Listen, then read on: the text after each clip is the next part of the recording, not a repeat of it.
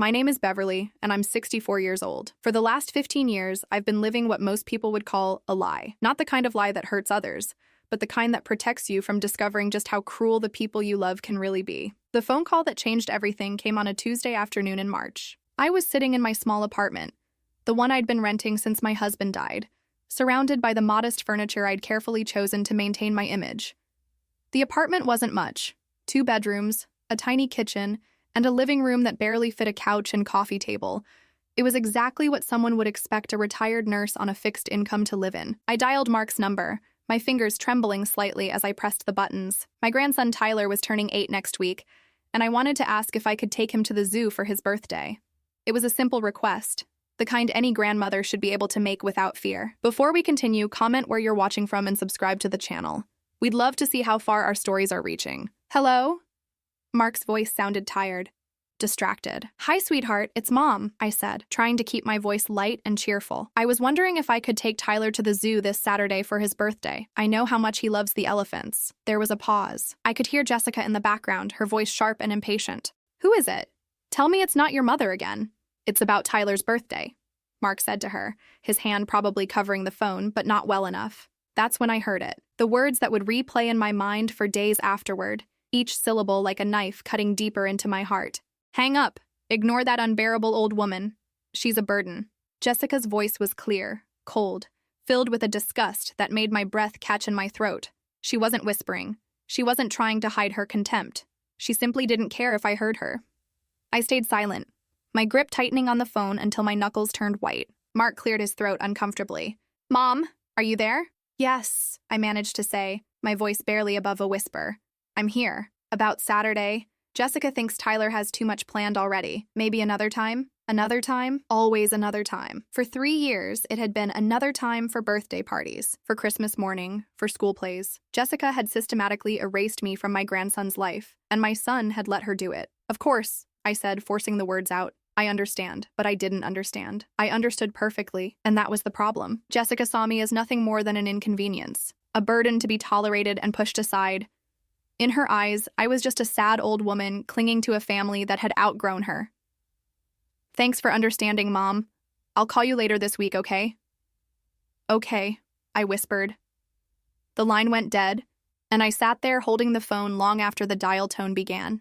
The silence in my apartment felt suffocating, pressing down on me like a weight I couldn't lift. I looked around at my carefully maintained image, the worn furniture, the bargain store decorations, the photographs of Mark and Tyler that Jessica had gradually made sure I appeared in less and less frequently. What Jessica didn't know, what no one in my family knew, was that this modest little apartment was just one of 15 properties I owned throughout the city. The house where she lived with Mark, the house where she treated me like an unwelcome guest whenever I dared to visit, belonged to me. Every brick, every window, every carefully planted flower in the garden that she took such pride in, all of it was mine. When my father died 5 years ago, he left me everything: 15 rental properties, a small fortune in investments, and the house where Mark now lived. My father had been a quiet man who'd spent his life buying and fixing up properties, never showing off his wealth, never drawing attention to himself. He'd taught me the value of keeping your cards close to your chest, of never letting people know how much you really had. I'd inherited his wisdom along with his money. I never told Mark about the inheritance. I never told him that the house he thought Jessica had convinced him to buy with their combined savings was actually a gift from me. I'd arranged for the sale through lawyers, made it look like a lucky break on the market, a house they could afford just barely with their budget. Mark was so proud of what he thought they'd accomplished together, so grateful to Jessica for finding such a perfect home. For 3 years, I'd watched Jessica treat that house like her personal kingdom. She'd redecorated it from top to bottom, spending money they barely had on expensive furniture and artwork. She'd thrown elaborate dinner parties for her friends, showing off her beautiful home. She'd turned the guest room, the room I used to stay in when I visited, into her home office, claiming she needed the space for her freelance graphic design work. The few times I'd been allowed to visit, she'd made it clear that I was there on sufferance. She'd serve dinner on paper plates when I was there, saving the good china for when I wasn't. She'd remind me to use the guest bathroom downstairs, not the master bathroom upstairs. She'd speak to me in the tone you'd use with a difficult child, all false patience and barely concealed irritation. "Beverly, could you please not rearrange the magazines? I have them organized just the way I like them." Beverly, would you mind eating in the kitchen? We're trying to keep the dining room nice for when we have real company. Beverly, I know you mean well, but Tyler doesn't need you filling his head with all those old stories. We're trying to raise him with more modern values. Real company. Modern values. As if I were some relic from a bygone era, too outdated to be around my own grandson. The worst part wasn't the way she treated me. It was the way she'd convinced Mark that her treatment was justified. She'd somehow made him believe that I was the problem, that I was too needy, too demanding, too much work for their busy modern life. She'd painted herself as the patient daughter-in-law who was doing her best to include a difficult mother-in-law, and Mark had bought every word of it. I stood up from my chair, my legs shaky from the emotions coursing through me. I walked to my bedroom and opened the bottom drawer of my dresser, pulling out a manila folder that contained copies of all the property deeds. 15 properties, including the one where Jessica was right now, probably cooking dinner in the kitchen she thought belonged to her. I spread the papers out on my bed, running my fingers over the legal language that proved what everyone had forgotten. I wasn't a burden. I wasn't a needy old woman depending on my son's charity. I was a property owner, a landlord, a woman of means who had chosen to live quietly and simply. But being called a burden, hearing the contempt in Jessica's voice, knowing that she'd rather my grandson never see me again, that was the end of my patience. I gathered up the papers and put them back in the folder. Tomorrow I would drive to Jessica and Mark's house. Tomorrow I would knock on the door of the house that belonged to me. And tomorrow, Jessica would learn exactly who she'd been talking about when she called me an unbearable old woman and a burden. I had been silent long enough. I barely slept that night. Every time I closed my eyes, I heard Jessica's voice again. Hang up. Ignore that unbearable old woman. She's a burden. The words echoed in my mind like a poison that had finally found its way to the surface after years of building up in my system. I made coffee at 5 in the morning and sat at my small kitchen table, staring out the window at the city slowly waking up. The irony wasn't lost on me. Here I was, in my modest little apartment, drinking coffee from a chipped mug, while the woman who despised me was probably sleeping peacefully in the master bedroom of my house, under sheets she'd bought with money she could barely afford, in a room she'd decorated with furniture that cost more than most people's cars, the house at 847 Maple Street. I could still remember the day I first saw it 3 years ago, when the previous owner was getting ready to move. It was a beautiful colonial with 4 bedrooms, a 2-car garage, and a backyard perfect for children to play in. The asking price was $485,000, well within my budget, but far beyond what Mark and Jessica could afford on their combined salaries. I'd bought it through my lawyers, had them structure the sale to make it look like the seller was motivated to close quickly and willing to accept a much lower offer. Mark thought he'd negotiated the deal of a lifetime when they got it for $315,000. He'd been so proud calling me that evening to share the good news. "Mom, you won't believe it! We got the house! Jessica found this place and somehow we managed to get it for way under asking price. The seller needed to move fast for a job, and we were the only buyers who could close quickly." I'd congratulated him, told him how happy I was for them, how proud I was that they'd worked so hard to achieve their dream of home ownership. I hadn't mentioned that I'd paid the difference between what they offered and what the seller needed. I hadn't told him that their dream home was actually a gift from his mother. I'd had my reasons for keeping it secret. After my husband died, I'd watched too many families torn apart by money. I'd seen children who only visited their parents when they needed financial help, relationships that became transactions, love that disappeared the moment the inheritance was divided. I'd wanted to know that Mark loved me for who I was, not what I could give him. But more than that, I'd wanted to see what kind of woman Jessica really was. I'd had my suspicions from the beginning. The way she spoke to servers in restaurants, the way she treated the grocery store clerks, the little comments she made about people who didn't take care of themselves or who made poor life choices. I'd seen enough red flags to fill a parade, but Mark was so besotted with her that he couldn't see any of them. So I'd decided to test her. I'd bought them a house and waited to see how she'd treat the woman she thought was just a poor retired nurse living on Social Security. The results had been worse than I'd imagined. Within 6 months of moving in, Jessica had made it clear that I was no longer welcome for Sunday dinners. "We're just so busy with the new house," she'd explained to Mark. "Maybe once we get settled, we can go back to regular family meals." That had been 2.5 years ago. When Tyler was born, I'd offered to help with babysitting. Jessica had smiled that fake smile of hers and said, That's so sweet of you to offer, but we really want to handle things ourselves for now. You understand, right? New parents need to figure things out on their own. I'd understood perfectly. She didn't want her son exposed to his grandmother's influence any more than absolutely necessary. The visiting restrictions had started small. Could you call before coming over? We might not be home. Then they became more specific. Weekends are really busy for us. Maybe you could visit during the week when Tyler's at daycare? Eventually, they'd become nearly impossible. We're just going through a really hectic period right now. Let us get back to you about when might work. And through it all, Mark had gone along with every excuse, every limitation, every gradually tightening restriction on my access to my own family. Jessica had done such a masterful job of positioning herself as the reasonable one, the one trying to balance everyone's needs, that Mark couldn't see what was really happening. I'd watched her redecorate my house room by room, posting photos on social media of her beautiful home. I'd seen her throw dinner parties for her friends, watched through the windows as she played hostess in my dining room, serving guests on china I'd helped her pick out, thinking she was buying it with her own money. She'd turned the guest room, the room where I used to stay when I visited, into her home office. She'd had the walls painted a soft blue, installed built-in shelving, bought an expensive desk and chair. She'd told Mark it was necessary for her freelance work, that she needed a professional space to meet with clients. The truth was, she'd wanted to make sure there was no place for me in that house. No guest room meant no overnight visits. No overnight visits meant no real relationship with my grandson. I'd bitten my tongue through all of it. I'd smiled and nodded when she showed me the improvements she was making to their home. I'd complimented her decorating choices, even when she'd removed every family photo that included me from the main living areas. I'd pretended not to notice when she'd replaced the couch where Tyler and I used to read books together with a white leather sofa that was too nice for children to play on.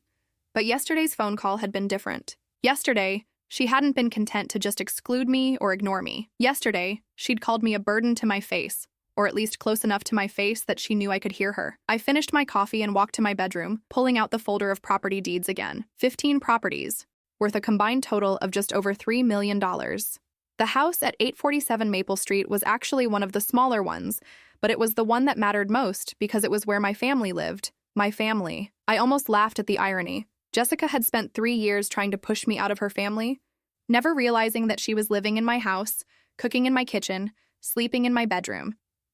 I pulled out the deed for 847 Maple Street and read through it again, even though I knew every word by heart.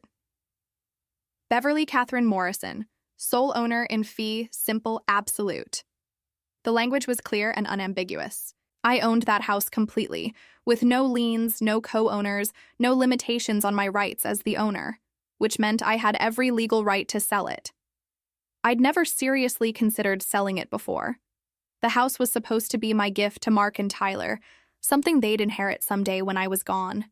I'd imagined Mark raising his son there, maybe even his grandchildren someday. I'd pictured family gatherings in that backyard, Tyler learning to ride a bike on that driveway, Christmas mornings in that living room, but those dreams had died slowly over the past 3 years, killed by 1,000 small cruelties and exclusions. Jessica had made it clear that there was no place for me in the family she was building with my son. She'd turned my gift into her weapon, using my own generosity against me. I looked at my phone, sitting silent on the kitchen counter. No return call from Mark, no follow-up message asking if I was okay after the abrupt end to our conversation. He'd probably already forgotten about my request to take Tyler to the zoo, probably already moved on to whatever Jessica had planned for their evening. That's when I made my decision. I walked to my desk and pulled out a legal pad, then started making a list of everything I needed to do. First, I'd call my lawyer and start the paperwork to put the house on the market. Then I'd contact a realtor, someone who specialized in quick sales to investors. Finally, I'd drive to 847 Maple Street and deliver the news myself. Jessica wanted to call me a burden. Tomorrow, she'd find out exactly what kind of burden I really was. I spent the morning making phone calls, first to my lawyer, Robert Chen, who'd been handling my father's estate and my property management for years. He wasn't surprised when I told him I wanted to sell 847 Maple Street. "Are you sure about this, Beverly?" he asked, his voice careful and professional. "It's a beautiful property, and the market value has only gone up since you purchased it." "I'm absolutely sure," I said. "I want it sold as quickly as possible. Price isn't the primary concern." "I see. And your son? Does he know about this decision?" I paused, staring out my window at the morning traffic. "He'll know soon enough." Robert didn't ask any more questions. He'd been my father's lawyer for 20 years before becoming mine. and he understood the value of discretion. We arranged to meet that afternoon to start the paperwork. My next call was to Sandra Williams, a realtor who specialized in quick sales to investors. I'd used her services before when I needed to move properties fast. She was efficient, discreet, and she didn't ask unnecessary questions about my motivations. "The house at 847 Maple Street," she said when I gave her the address. "I know that neighborhood well. Beautiful area. Are you looking for a quick sale or trying to maximize profit?" "Quick sale. I want it on the market today if possible, with a closing date within 2 weeks." "That's aggressive, but doable if you're willing to price it appropriately. I can have potential buyers viewing it as early as tomorrow." "Perfect." I hung up feeling lighter than I had in months. For 3 years, I'd been carrying the weight of watching my family slip away from me, watching Jessica systematically erase me from their lives while living in my house. Today, that weight was finally lifting. But as I sat there in my small apartment, the anger that had been simmering since yesterday's phone call began to surface in waves. I found myself remembering every slight, every cruel comment, every moment when Jessica had made me feel like an unwelcome intruder in my own property. The worst incident had happened 6 months ago during Tyler's 6th birthday party. I'd been invited, grudgingly, but Jessica had made it clear that my presence was more of an obligation than a celebration. I'd arrived with a carefully chosen gift, a set of children's books about space exploration that I'd thought Tyler would love. He'd been fascinated by astronauts lately, constantly talking about rockets and planets. But when I'd handed him the wrapped package, Jessica had immediately intercepted it. "Oh, how thoughtful," she'd said with that fake smile. "We'll put this with the other gifts, and Tyler can open it later when things calm down." Later never came. I'd watched Tyler open present after present from Jessica's friends and family, but my gift had remained on the table, forgotten. When I'd finally asked about it as the party was ending, Jessica had waved her hand dismissively. "We're just trying to pace things out. Too many presents at once can be overwhelming for children. We'll save yours for a quiet moment." I'd left that day knowing Tyler would never see those books, never even know I'd brought them. Jessica would probably donate them to charity or throw them away, just another piece of evidence of my irrelevance erased from her perfect narrative. But it was the small, daily humiliations that had worn me down the most. The way Jessica would answer the door when I visited as if she were surprised to see me, even when I'd called ahead. The way she'd serve me coffee in a chipped mug while everyone else got the good china. The way she'd redirect conversations away from me whenever I tried to share a story or offer advice. I remembered one particularly painful evening when I'd been invited to dinner, a rare occurrence. Jessica had spent the entire meal talking about her work, her friends, her plans for redecorating the living room. Every time I'd tried to contribute to the conversation, she'd found a way to shut it down. "Beverly, that's an interesting perspective, but I think we're looking for something more contemporary." "Oh, that reminds me of something my friend Sarah said." "Sarah, you'd love her, Mark. She's an interior designer." By the end of the evening, I'd barely spoken 10 words. I might as well have been invisible. The most crushing blow had come last Christmas. I'd been so excited to spend the holiday with Tyler, to see his face when he opened presents, to share in the magic of the season with my only grandchild. But when I'd arrived Christmas morning, I'd found the living room already destroyed by wrapping paper and empty boxes. "Oh, Beverly," Jessica had exclaimed when she saw me standing in the doorway. "I'm so sorry. Tyler was just so excited he couldn't wait any longer. We tried to call you, but it went straight to voicemail."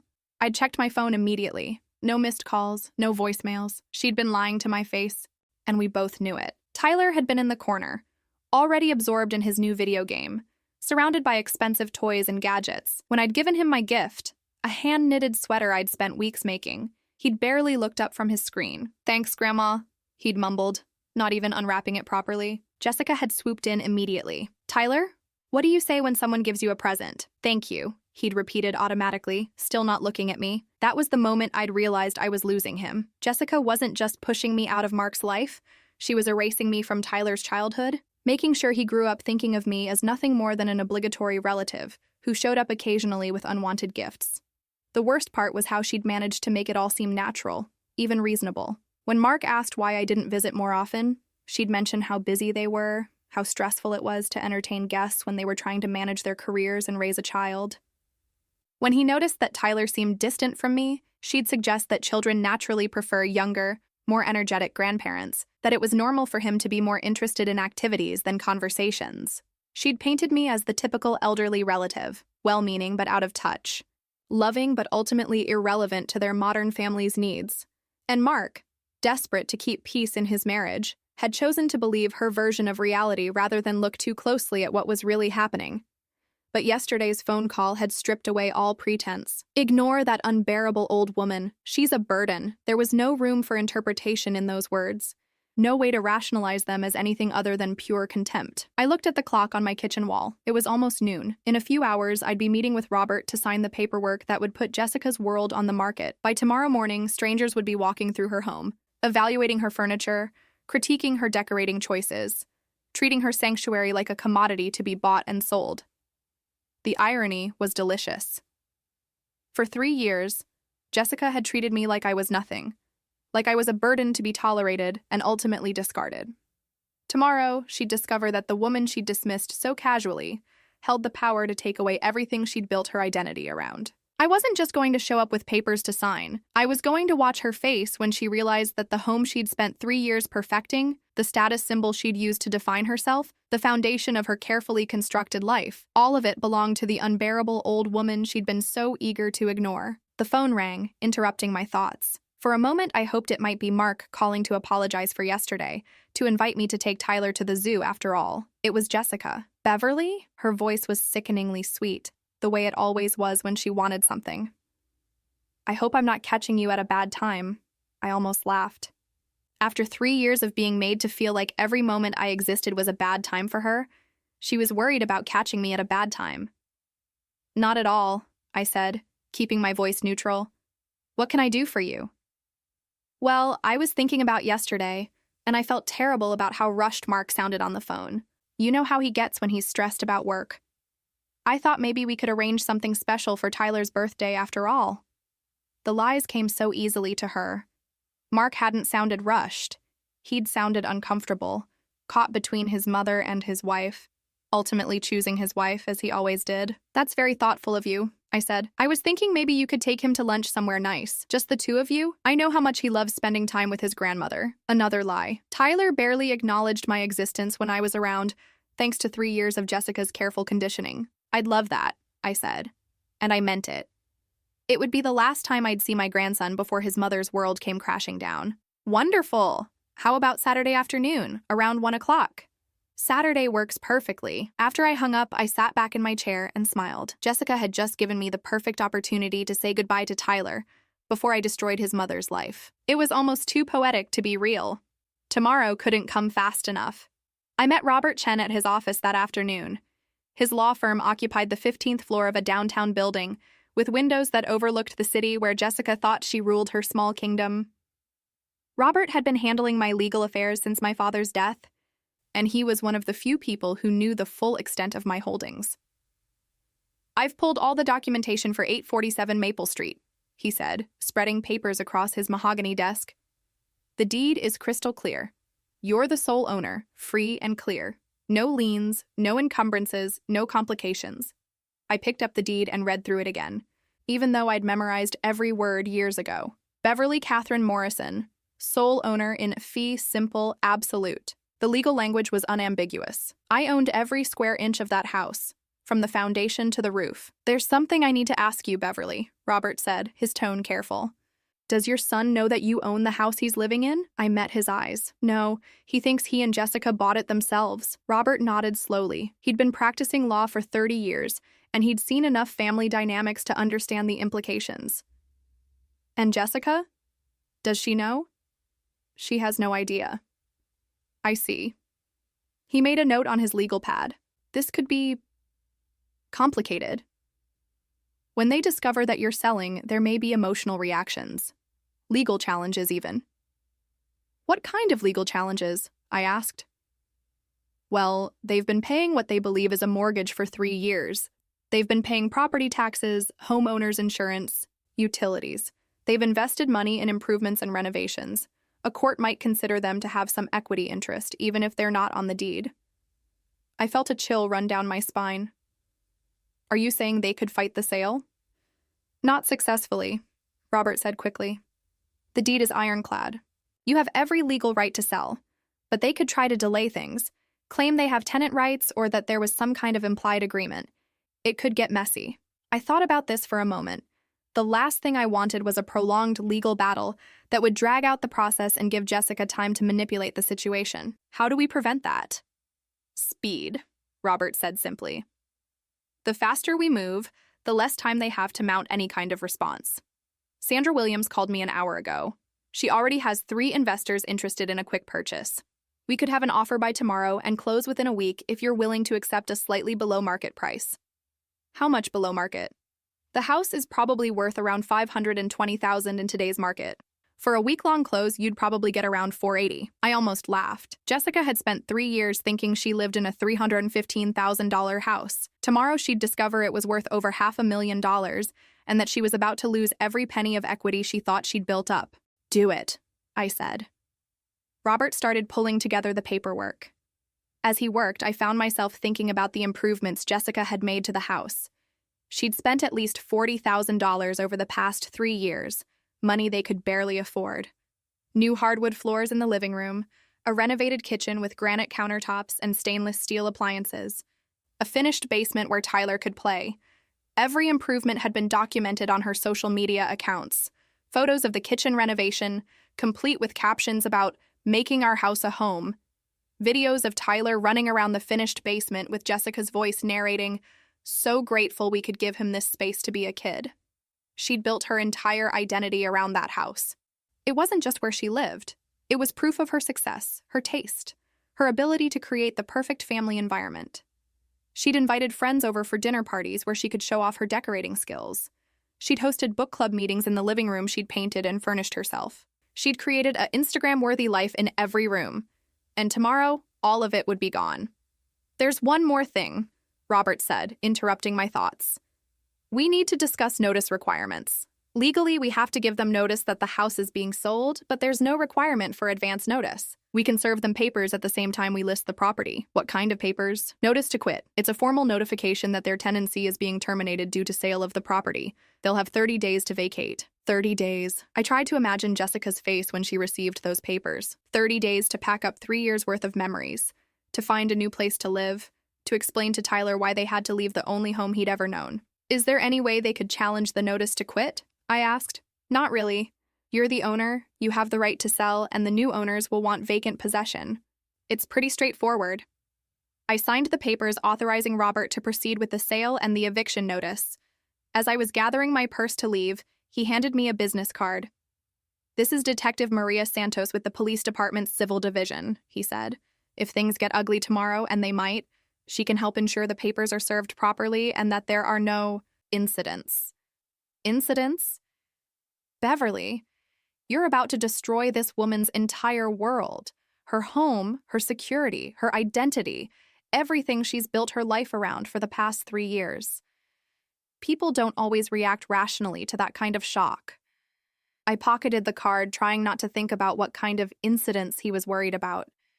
Jessica was manipulative and cruel, but I'd never thought of her as violent. Then again, I'd never taken away everything she cared about before. I drove home feeling like I was standing on the edge of a cliff, looking down at a drop I couldn't see the bottom of.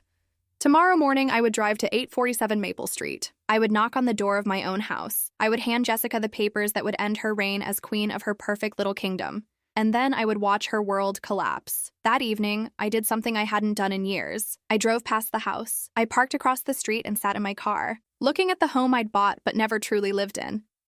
The lights were on in the kitchen window. I could see Jessica moving around inside, probably cooking dinner for her family. The dining room chandelier was lit, casting warm light through the sheer curtains she'd hung to replace the blinds that had been there when she moved in. Tyler's bicycle was lying on its side in the front yard, next to the flower bed Jessica had planted last spring. The garden was looking beautiful. She'd always had a talent for making things grow. For a moment, I felt a pang of something that might have been regret. This was my grandson's home. These were his memories.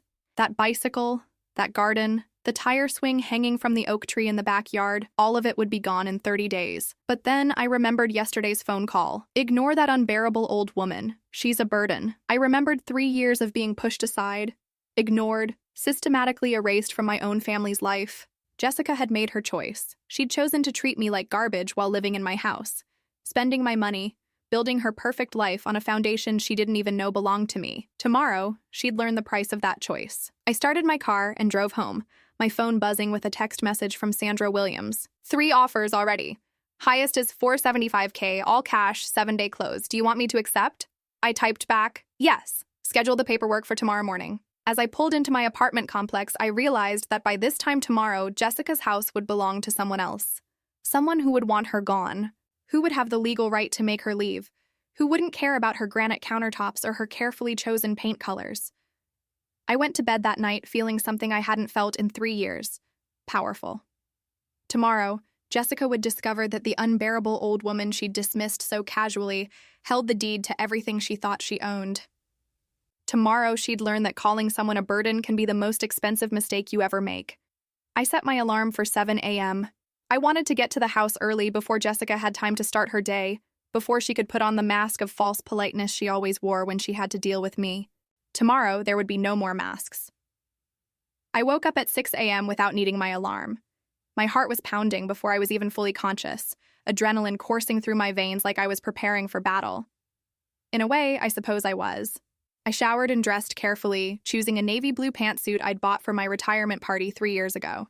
I wanted to look professional, authoritative. I wanted Jessica to see that the woman she'd dismissed as a burden was someone who commanded respect. At 8 a.m. sharp, I met Robert at his office to pick up the paperwork. The sale contract had been finalized overnight, $475,000 all cash, closing in 7 days. The buyers were investors who planned to renovate and flip the property. They didn't care about Jessica's granite countertops or her carefully chosen paint colors. To them, the house was just another investment opportunity. The notice to quit is ready as well, Robert said, handing me a thick manila envelope. Everything is perfectly legal and properly documented. Once you serve these papers, they have 30 days to vacate the premises. My hands trembled slightly as I took the envelope. 3 years of humiliation, 3 years of being treated like an unwelcome guest in my own property had led to this moment. Are you sure you want to do this yourself? Robert asked. I could send someone else to serve the papers. No, I said firmly. This needs to come from me. The drive to 847 Maple Street took 15 minutes, but it felt like hours. I knew Jessica's routine well enough to time my arrival perfectly. Mark would have left for work by now, but Jessica worked from home and rarely left the house before 10 a.m. Tyler would be at school. I wanted her alone when her world collapsed. I parked in the driveway, right behind Jessica's white SUV. For 3 years, I'd parked on the street when I visited, as if I were just another guest who didn't belong in the family space. Today, I parked like an owner. The front door still had the wreath Jessica had hung there last fall, a beautiful arrangement of autumn leaves and miniature pumpkins that she'd probably spent $50 on.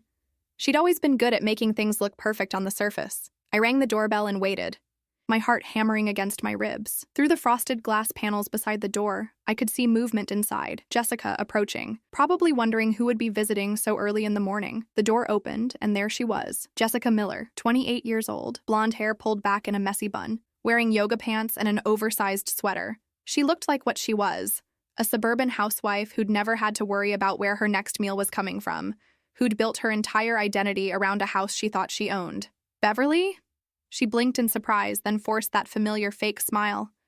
What a surprise. Is everything okay? Everything's fine, I said, my voice calm and steady. May I come in? She hesitated for just a fraction of a second, long enough for me to catch it, then stepped aside. Of course. Come in. Come in. Can I get you some coffee? I walked into the foyer, looking around at the home I'd bought, but Jessica had claimed. The hardwood floors gleamed. She'd had them professionally refinished last year. The walls were painted a warm cream color that complemented the antique mirror she'd hung beside the coat closet. Coffee would be nice, I said. Jessica led me to the kitchen, chattering nervously as we walked. I was just thinking about calling you. Actually, Tyler's been asking about you. He's so excited about your lunch date on Saturday. Another lie. Tyler had barely acknowledged my existence the last time I'd seen him, too absorbed in his tablet to notice when I'd said goodbye. The kitchen was Jessica's masterpiece. She'd spent months renovating it 2 years ago, replacing the perfectly functional cabinets with custom ones, installing granite countertops, buying high-end appliances they couldn't afford. She'd documented every step of the process on social media, posting photos with captions like, "Creating my dream kitchen," and "So blessed to be making this house our forever home." Forever home. The irony was almost too perfect. Sit, Jessica said, gesturing to the breakfast bar. I just made a fresh pot. I remained standing, the manila envelope clutched in my hands. Jessica, I need to talk to you about something important. She paused in the middle of reaching for coffee mugs, her back still to me. Oh, what about? About this house. She turned around, and I saw something flicker across her face. Confusion, maybe, or the first hint of unease. What about it? I took a deep breath. This was it. The moment I'd been building toward for 3 years. The moment when all of Jessica's cruelty would finally have consequences. I need you to know that I heard what you said yesterday during my phone call with Mark. Jessica's face went pale. She set the coffee mugs down with trembling hands. Beverly, you called me an unbearable old woman, I continued, my voice steady and calm. You said I was a burden. You told my son to ignore me. I didn't mean, yes, you did. I stepped closer to the breakfast bar, placing the manila envelope on the granite countertop she was so proud of. You meant every word, and now you're going to face the consequences of those words. Jessica stared at the envelope like it was a snake that might bite her. What is that? Open it. Her hands shook as she picked up the envelope and tore it open. I watched her face as she read the first document, the sale contract. I watched the confusion turn to disbelief, then to something approaching panic. I don't understand, she whispered. This says you're selling our house. I'm selling my house, I corrected her. The house I own. The house you've been living in for 3 years without ever knowing who actually held the deed. The blood drained from Jessica's face completely. She grabbed the edge of the counter to steady herself. That's impossible. We bought this house. We have a mortgage. We pay property taxes. You have a mortgage on a house I own, I said. I bought this property 3 years ago and arranged for you and Mark to think you were buying it yourselves. Every payment you've made, every dollar you've spent on improvements, every night you've slept in what you thought was your bedroom, all of it has been in my house. Jessica's legs gave out. She sank onto one of the bar stools, still clutching the sale documents. Why would you do that? Because I wanted to see what kind of person you really were, I said. I wanted to know how you'd treat Mark's mother when you thought she had nothing to offer you. Beverly, please. You failed the test, Jessica. Spectacularly. She was reading through the documents now, her eyes wide with horror as the reality sank in. You can't do this. We've lived here for 3 years. We have rights. Read the second document. With shaking hands, she pulled out the notice to quit. I watched her read it, watched her understand that she had 30 days to pack up her perfect life and leave. You're evicting us? Her voice was barely a whisper. The new owners want vacant possession. They close in 7 days. Jessica started to cry then, not the delicate tears of a woman trying to manipulate a situation, but the ugly, desperate sobs of someone whose entire world was crashing down around her. Please, she choked out. Please don't do this. Tyler, this is his home, his school, his friends. You should have thought about Tyler before you called his grandmother a burden. I was upset. I didn't mean it. Please, Beverly, we can work this out. I'll apologize to Mark. It's too late for apologies, I said, my voice as cold as I'd ever heard it. The sale is final. The papers are signed. You have 30 days. Jessica's sobs grew louder, more desperate. Where are we supposed to go? We don't have money for a security deposit, for moving expenses. You should have thought of that before you spent 3 years treating me like garbage in my own house. I turned to leave, but Jessica's voice stopped me. Wait, she called out, her voice cracking. The renovations. We spent $40,000 on improvements. We added value to your property. You owe us. I turned back to face her, and I smiled. It wasn't a kind smile. I owe you nothing, Jessica. You chose to spend money on a house you never owned. You chose to renovate property that was never yours, just like you chose to treat me like a burden while living under my roof. I walked toward the front door, leaving Jessica sobbing in the kitchen she'd been so proud of. As I reached for the door handle, I heard her voice one last time, high and desperate. Beverly, please. I have nowhere else to go. I paused with my hand on the door. You should have thought of that yesterday, I said without turning around. When you told my son to ignore that unbearable old woman, I walked out of my house for the last time, leaving Jessica to face the ruins of the kingdom she'd built on my generosity. Behind me, I could hear her calling Mark's number, her voice hysterical as she tried to explain the impossible situation she'd just discovered. But Mark was at work, and even if he answered, what could he possibly do? The house was sold. The papers were signed. And the burden Jessica had wanted to ignore now held all the power. I got in my car and drove away, feeling lighter than I had in 3 years. 3 weeks later, I sat in my new living room, watching the evening news while sipping tea from a delicate china cup. One of many beautiful things I'd finally allowed myself to enjoy. After years of pretending to live on a fixed income, I'd moved into a stunning 2-bedroom condo in the upscale Riverside district. Floor-to-ceiling windows overlooked the river, and the morning sunlight filled every room. I was no longer hiding who I was. My phone had been quiet for the past week, The frantic calls from Mark had finally stopped. The desperate text messages from Jessica had dwindled to nothing. The chapter of my life where I'd allowed myself to be treated as a burden was officially closed. The last conversation I'd had with Mark still played in my mind sometimes. He'd called 3 days after I'd served Jessica the papers, his voice strained with disbelief and anger. "Mom, what the hell is going on? Jessica says you're selling our house? She says you own it? That can't be true." "It's completely true," I'd said calmly. "But how? We bought this house. We have a mortgage." "You have a mortgage on my property, Mark. I purchased that house and arranged the sale to make you think you could afford it.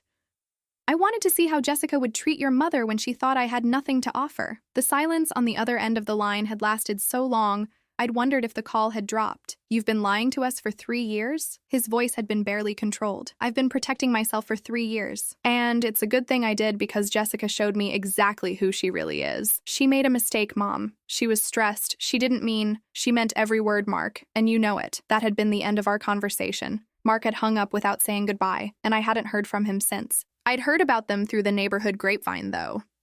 Mrs. Patterson, who lived across the street from my old house, had called to let me know that Mark and Jessica had moved out 2 days before the deadline. They'd rented a small apartment across town in a building that allowed pets but not much else in the way of amenities. "Such a shame," Mrs. Patterson had said. "That beautiful house, all those improvements Jessica made, the new owners are planning to gut the whole kitchen and start over." I'd felt a moment of satisfaction at that news. All of Jessica's carefully chosen fixtures, all her Pinterest-perfect design choices, would be ripped out and thrown away. The kitchen she'd spent months perfecting would be nothing but debris in a dumpster. The irony was perfect. Yesterday, I'd received an unexpected visitor. I'd been reading on my balcony when the doorman called to say that a young boy was asking to see me. When I'd gone down to the lobby, I'd found Tyler standing there with a woman I didn't recognize, probably Jessica's sister, based on the family resemblance. "Hi, Grandma," Tyler had said quietly, his eyes downcast. My heart had nearly broken. He looked smaller than I remembered, more fragile. The confident little boy who'd once ignored me in favor of his video games was gone, replaced by a child who seemed lost and confused. "Hello, sweetheart," I'd said, kneeling down to his level. "What are you doing here?" "Mom said I should come see you. She said to tell you she's sorry and that she hopes you can forgive her." The woman with him, definitely Jessica's sister, had shifted uncomfortably. "Jessica wanted to come herself, but she thought you might not want to see her." She was right about that. I'd spent an hour with Tyler in the building's garden, listening to him talk about his new school and his new apartment. He'd been careful not to say anything negative about the move, but I could see the sadness in his eyes. His whole world had been uprooted because of his mother's cruelty.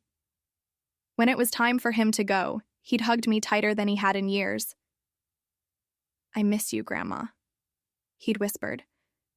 "I miss you too, baby," I'd whispered back, but I hadn't changed my mind.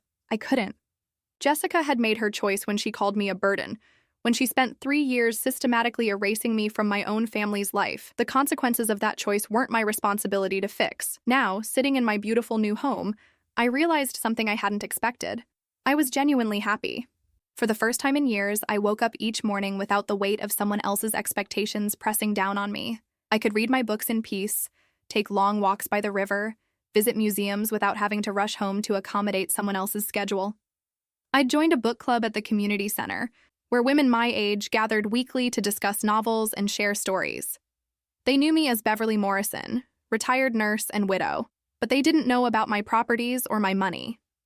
They liked me for who I was, not what I could provide for them. I'd also started volunteering at a local nursing home, reading to residents who didn't get many visitors. It was heartbreaking work sometimes, seeing elderly people whose families had forgotten them, but it was also deeply meaningful. I knew what it felt like to be dismissed as irrelevant, and I could offer genuine empathy to others experiencing the same pain.